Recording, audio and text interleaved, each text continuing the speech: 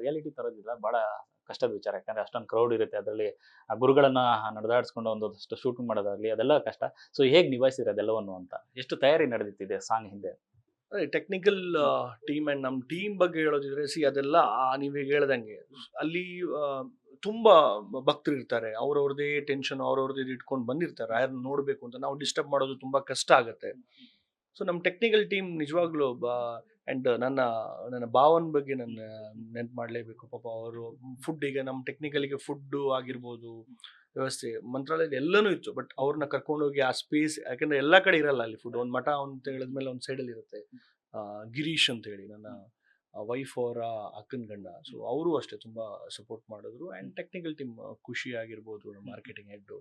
So every one supportive and tough ಅನಿಸ್ತು. But ಕೆಲವೊಮ್ಮೆ ಏನಾಯ್ತು ಅಂತ ಹೇಳಿದ್ರೆ ನಮಗೆ ನೈಟ್ ಹೊತ್ತು ಕೆಲವೊಮ್ಮೆ ಸ್ಪೇಸ್ ಸಿಕ್ತು. ಅಂಡ್ ಅಲ್ಲಿ ನಮ್ಮ ಎಲ್ಲ ಪ್ರೆಸ್ ಮೀಟಿಗೆ ಬಂದಿದ್ದ ಶ್ರೀನಿಧಿ ಕರಣಮ್ ಅಂತೇಳಿ.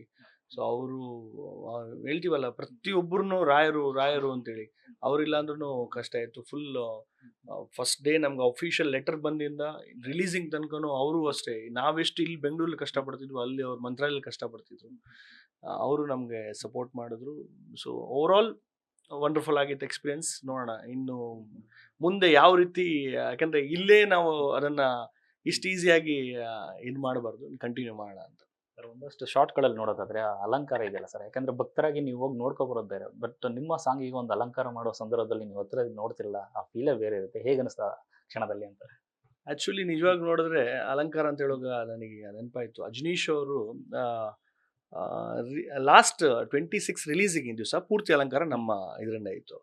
ಅಜನೀಶ್ ಅವ್ರು ರಾತ್ರಿ 10:30 ಗಂಟೆಗೆ ಅನ್ಸುತ್ತೆ ಎಲ್ಲ ಕ್ಲೋಸ್ ಆಗಿತ್ತು. ಸೊ ಅಲಂಕಾರ ಮಾಡ್ಬೇಕಾದ್ರೆ ಸ್ವಲ್ಪ ಗರ್ಭಗುಡಿ ಟೈಮಲ್ಲಿ, ಇಲ್ಲ ನಾನೇ ಬರ್ತೀನಿ ಗರ್ಭಗುಡಿ, ಹೂವನ್ನ ಬಿಡಿಸಿದ್ರು. ಅದು ಫುಟೇಜಸ್ ಕೊಡ್ತೀನಿ ನಾನು ನಿಮ್ಗೆ, ಎಲ್ಲಿದ್ದು ನನಗೆ ಯಾರಿಗೂ ಕೊಟ್ಟಿಲ್ಲ. ಒಂದು ಜಸ್ಟ್ ಮೊಬೈಲ್ ಶೂಟ್ ಮಾಡಿ ಮಾಡಂಗಿಲ್ಲ, ಆದ್ರೂ ನಾನು ಕೊಡ್ತೀನಿ ನಿಮ್ಗೆ. ಇವಾಗ ಹೇಳಿದಕ್ಕೆ ಅದಕ್ಕೋಸ್ಕರ ಹೇಳ್ತಾ ಇದ್ದೀನಿ. ಅದೊಂದು ಅಜನೀಶ್ ಅವ್ರ ಪಾಪ ಅವರೇ ಹೂವನ್ನ ತೆಗೆದು ಜೋಡಿಸ್ತಾ ಇದ್ರು. ನಮ್ಮೆಲ್ಲ ಟೀಮ್ ಹೊರಗಡೆ ಪಾಪ ಅವರೊಂದು ಅಲ್ಲಿ ಮೇಲೆ ಅಲಂಕಾರ ಮಾಡ್ಬೇಕಾದ್ರೆ ಹೊರಗಡೆ ದೇವ್ರ ಎದುರುಗಡೆ ಒಬ್ಬ ಹೇಳ್ತೀವಲ್ಲ, ಅವರು ಹೇಳ್ತಾ ಇದ್ರು ಇದೆಲ್ಲ ಅದೃಷ್ಟ ನಮ್ಗೆ ಈ ತರ ಸಿಗೋದು ಅಂತ. ಅಂಡ್ ಶೂಟಿಂಗ್ ಟೈಮಲ್ಲೂ ಅಷ್ಟೇ ಎಷ್ಟೋ ಟೆಕ್ನಿಷಿಯನ್ಸು ಇಲ್ಲ ಸರ್ ನಾನು ಎಷ್ಟೋ ಸಿನಿಮಾ ಮಾಡಿರ್ಬೋದು, ನಾನು 20 ವರ್ಷ ಎಕ್ಸ್ಪೀರಿಯನ್ಸ್ ಇರೋ 30 ವರ್ಷ, ಈ ಥರ ಎಲ್ಲ ಸಿಗೋದು ಗರ್ಭಗುಡಿಯಲ್ಲಿ ಶೂಟಿಂಗ್ ಮಾಡಕ್ಕೆ ಸಿಗೋದು ನನ್ನ ಖುಷಿ, ನನಗೆ ಬೇಡ, ನನಗೇನಿದೆ ಬಾಟಾಸ್ ಬೇಡ. ಕೆಲವರು ಏನು ತಗೊಂಡೇ ಇಲ್ಲ, ಎಕ್ಸ್ಟೆಂಡ್ ಆಗ್ತಾ ಇತ್ತು 1 ದಿವಸ 2 ದಿವಸ. ಯಾವ ಕ್ಯಾಮ್ರಾ ಚಾರ್ಜ್ ಅಷ್ಟೇ, ಕಿರಣ್ ಅಂತೇಳಿ ಕ್ಯಾಮ್ರಾ ನಮ್ಗೆ ಕೊಟ್ಟಿರೋದು, ಅವರು ಅಷ್ಟೇ ಇಲ್ಲ ಸರ್ ರಾಯರಿಗೆ 3 ದಿವಸ ಕೊಟ್ಟರೆ ಸಾಕಿನಿ, 2 ದಿವಸ ಪರವಾಗಿಲ್ಲ, ನೀವು ಒಳ್ಳೆ ಕೆಲಸ ಮಾಡ್ತಾ ಇದ್ದೀರಾ ಅಂತ. So every one is supported. ಯಾಕಂದ್ರೆ ರಾಯರ್ನ ಪ್ರೀತಿ ಮಾಡಿದವರು ಯಾರು, ಎಲ್ಲರೂ ಪ್ರೀತಿ ಮಾಡೇ ಮಾಡ್ತಾರೆ ಅವ್ರನ್ನ. ನಿಮ್ಗೆ ಯಾಕಂದ್ರೆ ನೋಡಿದ್ರೆ ಗೊತ್ತಾಗತ್ತೆ. ಸೊ ಎಲ್ಲರೂ ರಾಯರ್ ಭಕ್ತರೆ. ಸರ್ ದಿನೇ ದಿನೇ ರಾಯರ ಭಕ್ತರ ಸಂಖ್ಯೆ ಜಾಸ್ತಿ ಆಗ್ತಾರೆ, ಯಾಕಂದ್ರೆ ವಿಶ್ವವ್ಯಾಪಿ ಆಗ್ತಿರುವಂಥದ್ದು. ಸೊ ಈಗ ಎಲ್ಲೇ ನೋಡಿದ್ರು ರೋಡಲ್ಲಿ ಹೋಗ್ತಾ ಇದ್ದಂಗೆ 10 ಆಟೋಗಳ ಮೇಲೆ ರಾಯರಿದ್ದಾರೆ ಅನ್ನೋದು ಟ್ಯಾಗ್ ಇದ್ದೇ ಇರುತ್ತೆ. ಸೊ ಎಲ್ಲೊಂದು ಕಡೆ ಪವಾಡಗಳು ಅಂತ ಬಂದಾಗ ರಾಯರ ಕಡೆಯಿಂದ ಸಾಕಷ್ಟು ಆಗಿರುವಂಥದ್ದು. ನಿಮ್ಮ ಬದುಕಿನಲ್ಲಿ ರಾಯರಿಂದ ಆದಂಥ ಒಂದು ದೊಡ್ಡ ಪವಾಡ ಅಂತಂದ್ರೆ?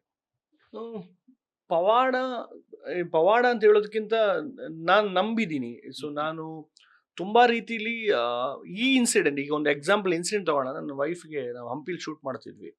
ಶೂಟ್ ಮಾಡಬೇಕಾದ್ರೆ 9:30 10 ಗಂಟೆ ಒಂದು ಶಾರ್ಟ್ ತೆಗಿಬೇಕು, ನೈಟ್ ಶಾರ್ಟು. ಸೊ ನಾನು ಎಲ್ಲ ಕೂತ್ಕೊಂಡಿದ್ದೀನಿ. ಕೂತ್ಕೊಂಡ ಟೈಮಲ್ಲಿ ಅವಳಿಗೆ ಚೇಳು ಬಂದು ಕಚ್ಚುತ್ತೆ. ಅವಳಲ್ಲಿ ಇದಾಗಿ ಶೂಟ್ ಆಗ್ತಾ ಇರುತ್ತೆ, ಏನು ಡಿಸ್ಟರ್ಬ್ ಆಗ್ಬೋದು, ಸೈಡ್ ಹೋಗ್ತಾರೆ. ಸೊ ಇಮಿಡಿಯೇಟ್ಲಿ ನಾನು ಹಾಸ್ಪಿಟ್ಲಿಗೆ ಕರ್ಕೊಂಡು ಹೋಗ್ತೀನಿ.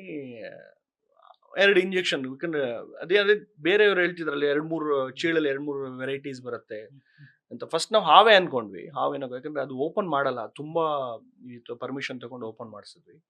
ಅಲ್ಲಿ ಚೇಳು ಕಸ್ತು. ಆಮೇಲೆ ನೈಟಲ್ಲಿ ಹಂಪಿ ಆ ಸ್ಪಾಟಲ್ಲಿ ಹಾಸ್ಪಿಟಲ್ ಇರಲಿಲ್ಲ, ಅಲ್ಲಿನ ಒಂದು 25 ಕಿಲೋಮೀಟರ್ ಕರ್ಕೊಂಡು ಹೋಗಿ ದೆನ್ ಟ್ರೀಟ್ಮೆಂಟ್. ಅದೆಲ್ಲ ಒಂದು ರಾಯರ ಕೃಪೆ ಅಂತ ಹೇಳಕ್ಕೆ ಇಷ್ಟಪಡ್ತೀನಿ. ಹಂಗೆ ಸಿಕ್ಕಾಪಟ್ಟೆ.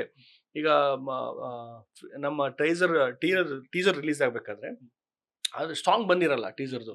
ಸೊ ನಾವು ಕಾಯ್ತಾ ಇರ್ತೀವಿ, ಇನ್ನೇನು 4 hours ಇರುತ್ತೆ ರೀಚ್ ಆಗಿ, ನಮ್ಗೆ ಇನ್ನೂ ಮ್ಯೂಸಿಕ್ ಬಂದಿರಲ್ಲ. ನಾನು ಬಾಬಿ ಮೇಡಮ್ ಮೆಸೇಜ್ ಮಾಡ್ತಾ ಇರ್ತೀನಿ, madam 4 hours left, 5 hours left ಅಂತ.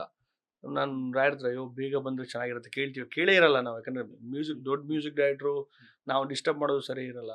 ಸಡನ್ನಾಗಿ ಬರುತ್ತೆ, ಫಸ್ಟ್ ಕೇಳಬೇಕಾದ್ರೆ ಮೈಯೆಲ್ಲ ಫುಲ್ ಜುಮ್ ಅನಿಸುತ್ತೆ. ಸೊ ತುಂಬ ರೀತಿಯಲ್ಲೂ ಪವಾಡಗಳು ನಡೆದಿದೆ, ನಮ್ಗೆ ಗೊತ್ತಿದ್ದು ತುಂಬ ಪವಾಡಗಳು ನಡೆದಿದೆ. ಅದಕ್ಕೆ ರಾಯರಿದ್ದಾರೆ ಅಂತ ಹೇಳೋದು.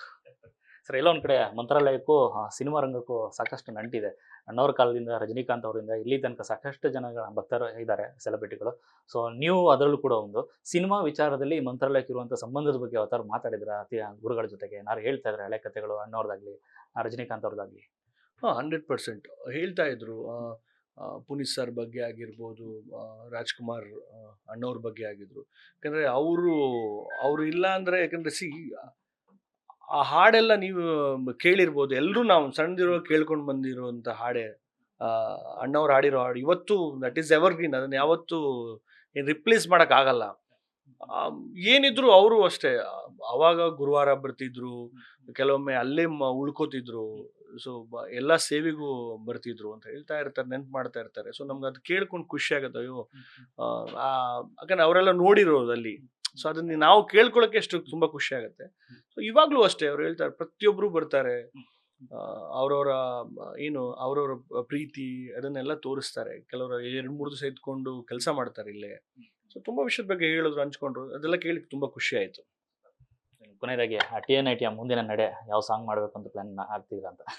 100% ಅದೇ ರಾಯರ ದರ್ಶನ ಅಂತ ಒಂದು ಟೈಟಲ್ ಇಟ್ಕೊಂಡೆ. ಆಕ್ಚುಲಿ ರಾಯರ ದರ್ಶನ ಇಸ್ ಟೈಟಲ್. ಅದ್ರ ಕೆಳಗಡೆ ಫಸ್ಟ್, ಸೆಕೆಂಡ್, ಥರ್ಡ್ ರಾಯರ ಬಗ್ಗೆನೇ ಸಾಂಗ್ ಮುಂದಿನ ದಿನಗಳು ಮಾಡೋಣ ಅಂತ ಐಡಿಯಾ ಇದೆ. ಅದು ಹೊರತುಪಡಿಸಿ ಕೆಲವುದೆಲ್ಲ ಬಂದಿದೆ ಆಪರ್ಚುನಿಟಿ. ಸೊ ಮೈಸೂರ್ದೊಂದು ಬಂದಿದೆ. ಸೊ ನಾನು ಅದು ನಿಮ್ಮ ಮುಖಾಂತರ ಹೇಳ್ತೀನಿ. ಮತ್ತೆ ಮೈಸೂರದ್ದು ನಂದು ಆಗಿರೋ ನೆಕ್ಸ್ಟ್ ಡೇನೆ ಮೈಸೂರಿಂದ ಬಂತು. ಮೈಸೂರದೊಂದು ಇದೇ ರೀತಿ ನೀವು ಮಾಡಬೇಕು ಅಂತ ಮುಂದಿನ ದಿನಗಳ ಅದೊಂದು ಮೀಟಿಂಗ್ ಇದೆ. ಅದನ್ನು ಮಾಡೋಣ. ಆ್ಯಂಡ್ ಮಾಧ್ಯಮ ಪ್ರಶಸ್ತಿ ಆ್ಯಕ್ಚುಲಿ ಪ್ರತಿ ವರ್ಷ ಆಗಸ್ಟಲ್ಲಿ ಮಾಡೋದು. ಜೂನ್, ಜುಲೈ, ಆಗಸ್ಟ್ ಈ ಇದರಲ್ಲಿ ಮಾಡ್ತಾ ಇದ್ವಿ. ಈ ರಾಯರ ದರ್ಶನ ರಿಲೀಸಿಂಗ್ ಇದ್ದ ಕಾರಣ ಸೆಪ್ಟೆಂಬರಲ್ಲಿ ಮಾಡ್ತಾ ಇದ್ವಿ. ಅದು ಈ ವರ್ಷ ನೆಕ್ಸ್ಟ್ ಲೆವೆಲ್ ಮಾಡಬೇಕು ಅಂತ ಐಡಿಯಾ ಇದೆ ನಮ್ಮ ಸಂಸ್ಥೆಯಿಂದ. ಕೇರಳದಿಂದನೂ ಇವು ಆಲ್ರೆಡಿ ಮೆಸೇಜ್, ಕೇರಳ ತಮಿಳ್ನಾಡಿನ ಮೆಸೇಜ್ ಬರ್ತಿದೆ ನನಗೆ, ಯಾವಾಗ ಈ ವರ್ಷ ಅಂತ ಹೇಳ್ಕೊಂಡು. ಸೊ ಸೌತ್ ಇಂಡಿಯಾ ಆಗಿರೋ ಕಾರಣ ಸ್ವಲ್ಪ ಮಾಧ್ಯಮದವರನ್ನು ರೆಕಗ್ನೈಸೇಷನ್ ಮಾಡೋದು ಅಂತ ಹೇಳಿದ್ರೆ ಅದು ಒಂದು ಟಫ್ ಟಾಸ್ಕ್, ನಿಮ್ಗೆ ಗೊತ್ತಿರ್ಬೋದು. ಆ್ಯಂಡ್ ಖುಷಿ ಆಗುತ್ತೆ ನಾವು ಕರ್ನಾಟಕದವರಾಗ್ಬಿಟ್ಟು ಅವ್ರನ್ನೆಲ್ಲ ಇಲ್ಲಿ ಕರೆಸ್ಬಿಟ್ಟು ಅವ್ರಿಗೆ ಅವಾರ್ಡ್ ಕೊಡುವಂಥದ್ದು. ಸೊ ಅದು ಈ ವರ್ಷ ಒಂದು ನೆಕ್ಸ್ಟ್ ಲೆವೆಲ್ ಮಾಡಬೇಕು ಅಂತ ಐಡಿಯಾ ಇದೆ. Thank you. ಇದೇ ಥರ ಸಾಕಷ್ಟು ಸಾಂಗ್ಗಳು ಬರಲಿ ಸರ್ ನಿಮ್ಮ ಕಡೆಯಿಂದ. Thank you. ಎಸ್, ಇದಿಷ್ಟು ರಘುಭಟ್ ಅವರ ಮಾತು. ಕ್ಯಾಮ್ರಾ ಪರ್ಸನ್ ಬರೇಶ್ ಜೊತೆ ಲೋಕೇಶ್ ನ್ಯೂಸ್ ಫಸ್ಟ್, ಬೆಂಗಳೂರು.